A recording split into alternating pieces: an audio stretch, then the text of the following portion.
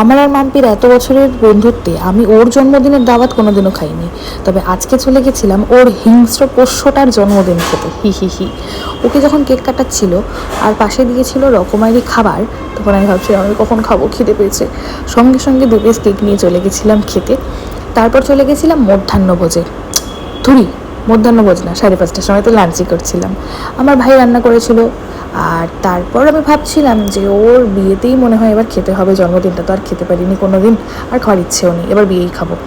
আর মেনুতে ছিল হচ্ছে আলু বিরিয়ানি, চিকেন চাপ, স্যালাড, চাটনি, পাঁপড়, মিষ্টি। তারপর ওখান থেকে চলে গেছিলাম বাড়িতে গিয়ে ফ্রেশ হয়ে আবার বেরিয়ে পড়েছিলাম ঘুরতে। অনুষ্ঠান বাড়ি ওর দাদা বৌদি এসেছিলো, তা সেই উপলক্ষে একটুখানি সবাই মিলে একসাথে অনেকদিন পর একটু বেরিয়েছি। আর গেছিলাম আমার পছন্দের জায়গা বাউটিবারে। তারপর ওখানে যাওয়ার পরে সবাই ওরা চা খেয়েছে, আমি খাইনি, কারণ পেটে জায়গা ছিল না অবভিয়াসলি। আর তারপর ওরা নিয়েছিল crispy chilli baby corn with mushroom, যেটা আমার অনেক পছন্দের, কিন্তু আমি খাইনি, কারণ যদি খেতাম তাহলে ঢেলে দিতাম। তারপর ওখানে সবাই মিলে বসে গল্প করছিলাম, আড্ডা মারছিলাম। আর আজকে ভিডিও এতটুকুনি দেখাবে নেক্সট ভিডিওতে, ততক্ষণের জন্য টাটা, বাই।